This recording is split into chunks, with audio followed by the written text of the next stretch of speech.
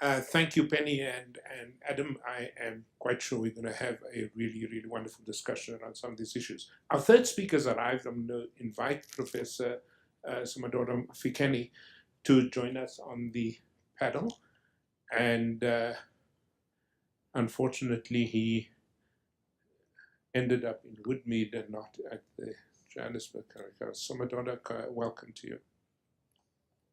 Now, like Adam, Professor Fikeni is a political scientist and of some distinction, and he is a PhD from Michigan State University in East Lansing, Michigan. He is also the chair of the Independent Development Trust, and I had the privilege of working with him when we were writing together for the Human Sciences Research Council. And many of you would also know him as the former chairperson of the Walter Sisulu University Council, which Adam just brought up.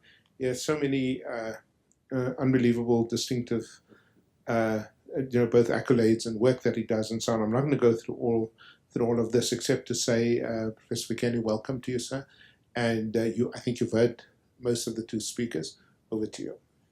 Well, thank you very much for the honor of participating in this very important discussion. Indeed, the fault of my office, 4:15, was nice and settled at Woodmead, Johannesburg Country Club, only to be told that, in fact, it was 18 kilometers away where I was supposed to be. I just want to highlight a few things. As I was reflecting on this topic, I was reflecting on my journey. A student activist at the University of Transkei during very difficult moments, being in and out of prison, causing the trouble at the time on the other side. Then later on, an academic, major manager, chair of a university council, one of the most difficult, Walter Sisulu University, which had a budget deficit of about 300 million every year. So I was trying, now being at UNISA, for all my sins of the past, having been tossed into participating in resolving most of these conflicts with students, with labor, participating in the National Education Crisis Committee that Dikgang Moseneke was organizing. So I make some of these observations from those multiple lenses, and I realize how complex. Perhaps I need a sabbatical to reflect and write.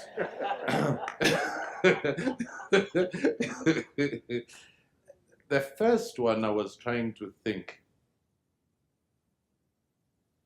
can we separate a university from the society within which it is located?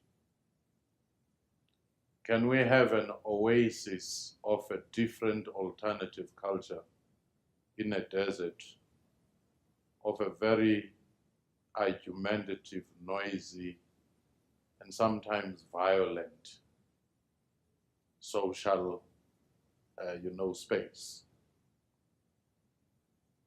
And I find myself struggling with that, because a university very often is a microcosm of a larger society.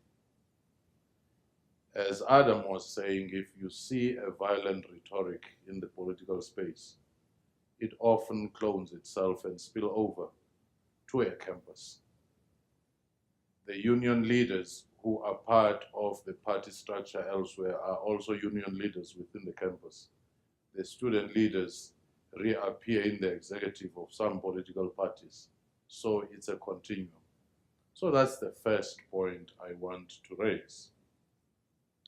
The second one, I then noticed that the political history of activism, of social movements, of protest, tend to be cyclical. You remember the 1968 youth cultural rebellion in the USA, in Western Europe, and so forth, and different moments and cohorts in South Africa, the late 60s, 70s, Black consciousness movement. And in the 40s, you had in the universities something that generated the ANC Youth League. It had expression there. In the 80s, the mass democratic movement also had produced some of these strands. And now we do have this. But these, just like the political economy of the world, you find that in a certain decade, there is a shift towards social democracy and leftward movement. Then there's a shift to the right, as you have seen in the US, in Europe, and so forth, and some saying in disbelief, we can't believe we have a Trump. We can't believe we ended up with these waves. So that in itself, I think it's something that we need to examine and see how it plays itself to the various campus cultures and societal political cultures. The third issue I wanted to raise is the global trends that you referred to, both my colleagues here. What has been the effect of what we were talking about as early 90s of marketization of universities, managerialism? At Michigan State, Prof. Janssen, when they were searching for a university president, they were looking for two candidates who were CEOs of banks, because the issue was not intellectual leadership. It was now economic management, resource mobilization, and so forth. So the essence of what used to be a university had changed dramatically. The essence of the compliance industry had changed dramatically. You had to spend now 80% of your time more on managerial issues. And the language was beginning to say, we're producing these people for the market. It was a mass production of some kind, rather than to say, we are actually molding leaders who should provide solutions to the society. That they happen to land up in this or that company or in that NGO, it's just an outcome of producing leaders. Right now they say, what does the market want? Literally, we should then begin to produce that.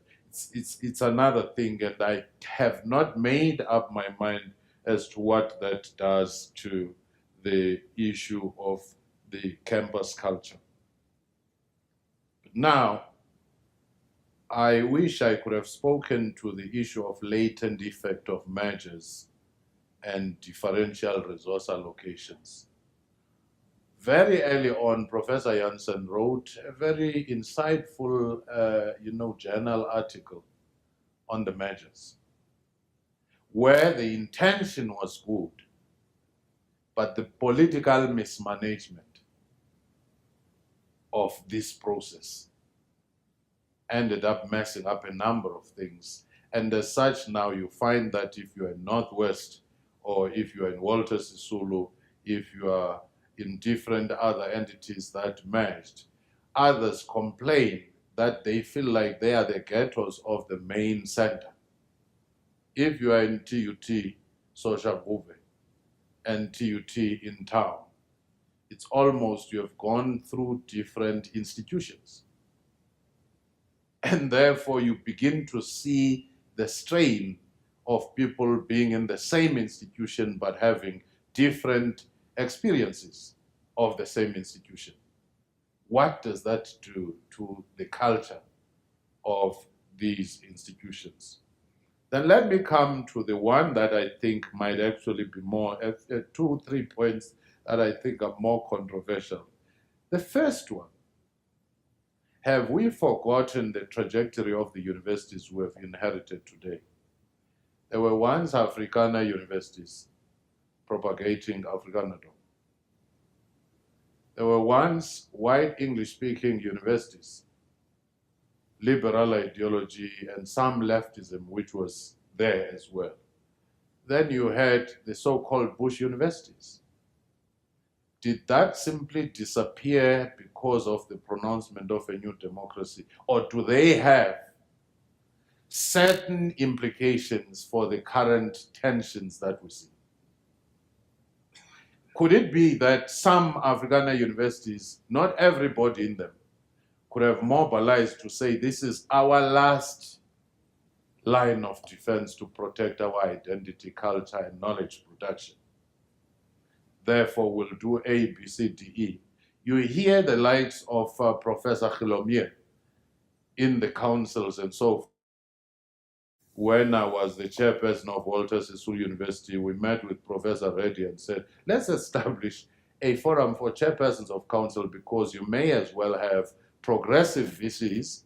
They get into the council, council says nonsense, don't even think about that.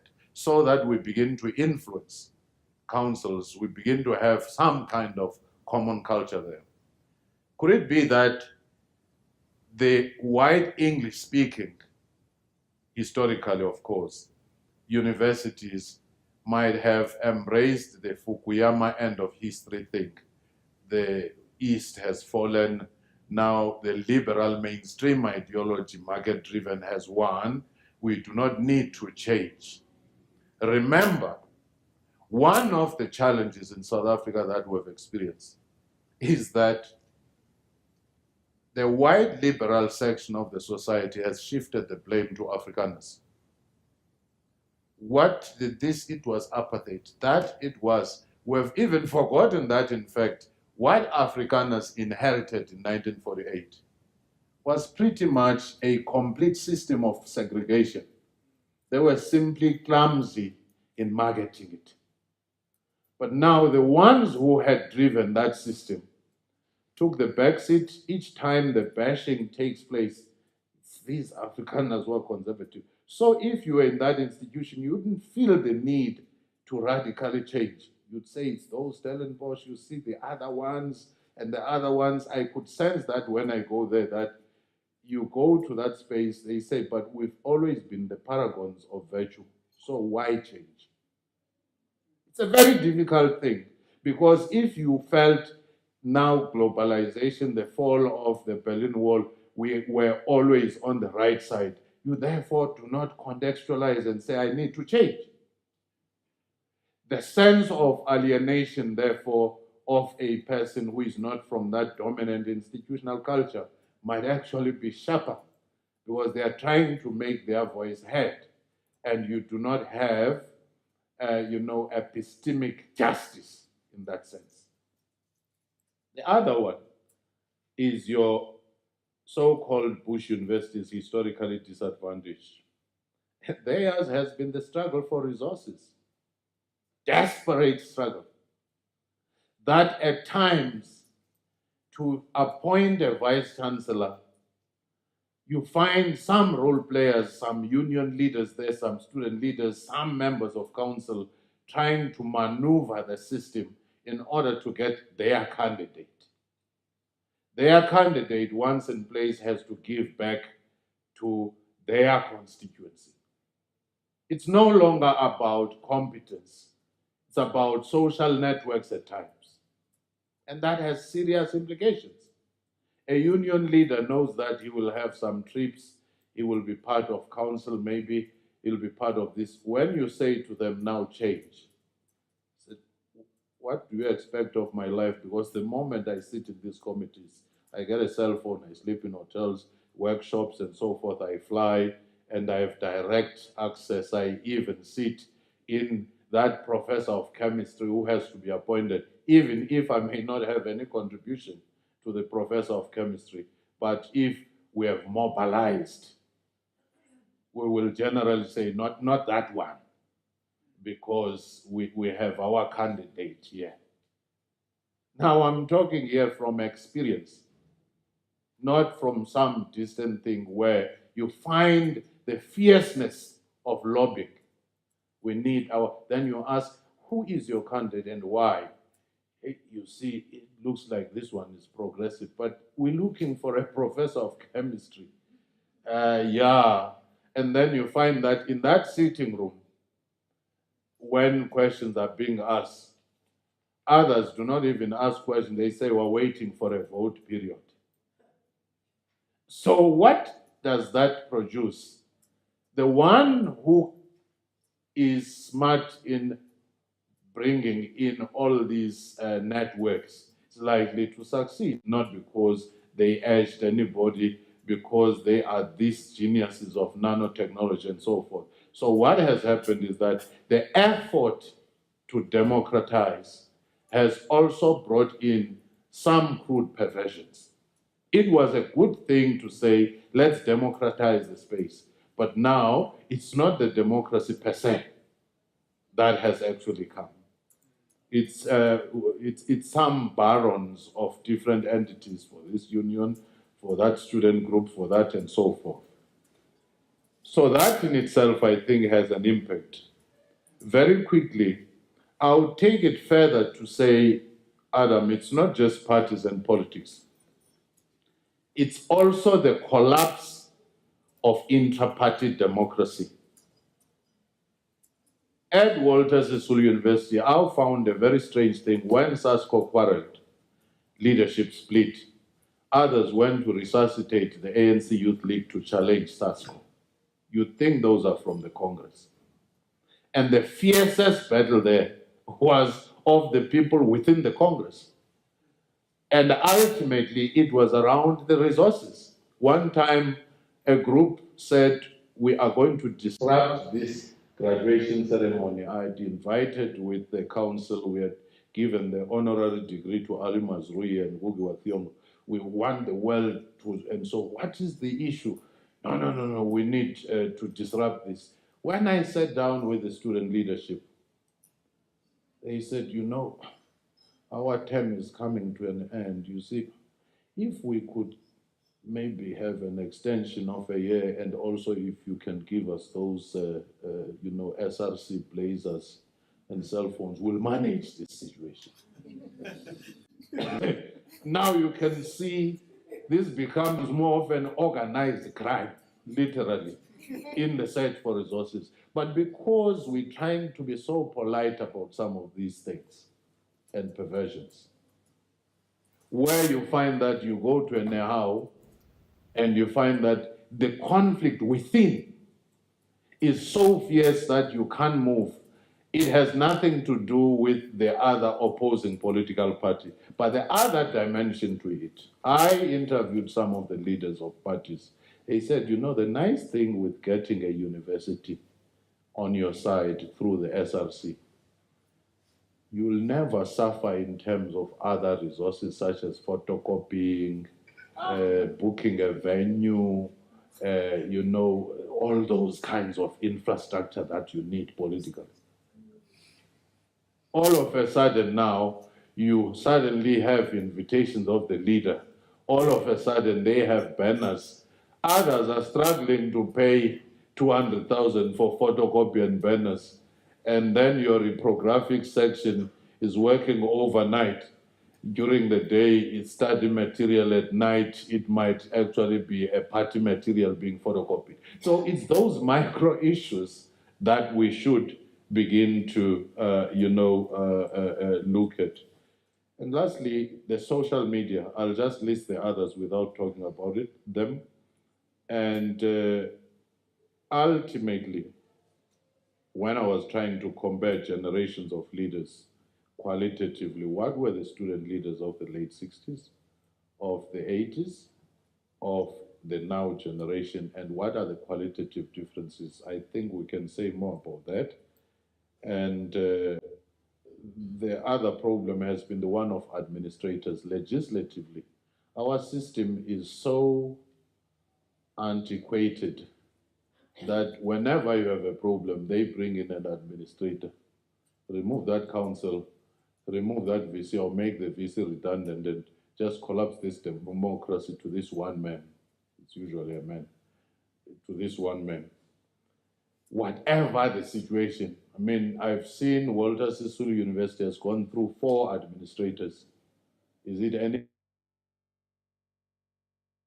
I think I'll just stop there before I depress you more.